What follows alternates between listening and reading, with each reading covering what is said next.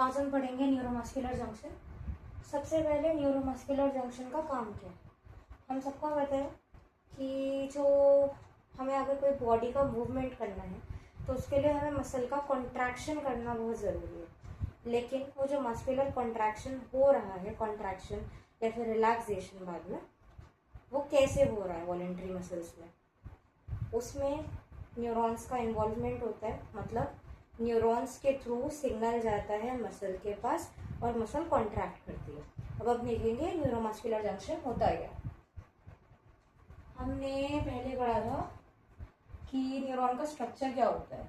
Neuron के structure में and में हमने चीज़ पढ़ी थी साइनेप्टिक नॉब। ये हमने साइनेप्टिक नॉब का जो एंड पार्ट होता है, बिल्कुल साइनेप्टिक नॉब का स्ट्रक्चर है। हमने पढ़ा था साइनेप्टिक नॉब में न्यूरोट्रांसमीटर्स प्रेजेंट होते हैं। अब हम देखेंगे न्यूरोमस्कुलर जंक्शन में मतलब मसल कॉन्ट्रैक्शन किस तरह से हो रहा है। अब ये साइनेप्टिक नॉब का स्ट्रक्चर है। इसमें इनिशियली जो अंदर जो मेम्ब्रेन पोटेंशियल होता है ना, वो पूरा नेगेटिव होता है। ठीक है, एक एक करके पढ़ेंगे। पूरा नेगेटिव होता है।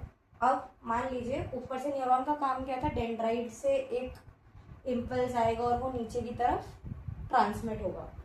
इम्पल्स आया साइनेप्टिक नॉब की तरफ। अब इम्पल्स के आते ही ये जितना भी इनर मेम्ब्रेन पोटेंशियल होता है ना, ये पॉजिटिव हो जाता है।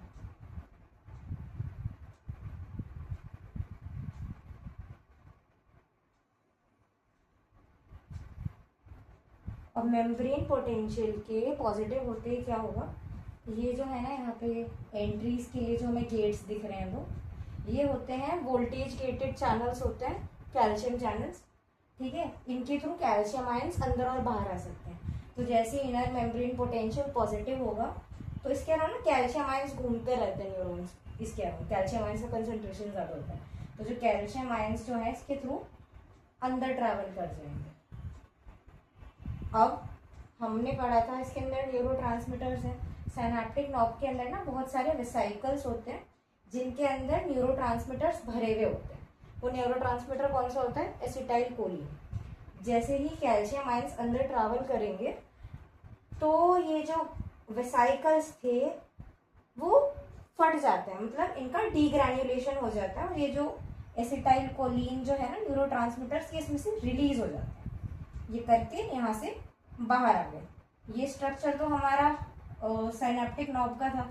ये नीचे हमने वॉलंटरी मसल बना रखी है। मतलब फॉर एग्जाम्पल अगर न्यूरॉन है, उसमें इम्पल्स आ रहा है तो न्यूरॉन के जो एंड ना वो एक स्टेज पे जाके किसी मसल के साथ कनेक्शन में होता है। ठीक है, ये हमने एक वॉलंटरी मसल स्केलेटल मसल दिखाई है। अब इस मसल पे भी ना जैसे ऊपर गेट्स थे, यहाँ पे भी गेटेड चैनल्स हैं। ये चैनल्स होते हैं सोडियम आयन के ट्रैवल करने के लिए अंदर या बाहर। जो एसिटाइल कोलिन है ना, वो आके इन रिसेप्टर्स पे न्यूरोट्रांसमीटर बाइंडिंग साइट होती है।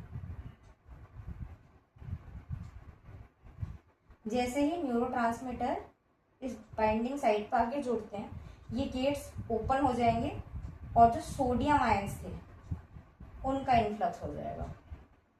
सोडियम आयंस के इन्फ्लक्स होने की वजह से जो हमारी स्केलेटल मसल है वो कॉन्ट्रैक्ट कर जाती है। और न्यूरोमस्कुलर जंक्शन इस पूरे स्ट्रक्चर में जो गैप साइनेप्टिक नॉब और स्केलेटल मसल के बीच में प्रेजेंट है, इस एरिया को हम लोग न्यूरोमस्कुलर जंक्शन बोलते हैं। अब ओवरऑल एक बारी रिव्यू ले लेते हैं क्या हुआ। साइनेप्टिक नॉब है, मतलब ऊपर से इम्पल्स आया, ट्रांसमिट होके इम्पल्स आया। Inner membrane potential initially negative था, वो पॉजिटिव हो गया। कैल्शियम आयंस जिसकी वजह से अंदर आ गए, इन्फ्लक्स हो गया। जो वेसिकल्स थे उनका डीग्रैन्युलेशन हुआ तो न्यूरोट्रांसमीटर्स एसिटाइल कोलिन रिलीज हुआ। रिलीज होके बाहर नीचे निकला, आके फिर वो बाइंड करता है न्यूरोट्रांसमिटिंग बाइंडिंग साइट, जो कि किस पे प्रेजेंट होती है, लिगेंड गेटेड सोडियम चैनल्स पे। अब उनके बाइंड करती सोडियम चैनल्स ओपन हो जाएंगे, सोडियम आयंस का इन्फ्लक्स होगा जिसकी वजह से मसल कॉन्ट्रैक्शन होगा।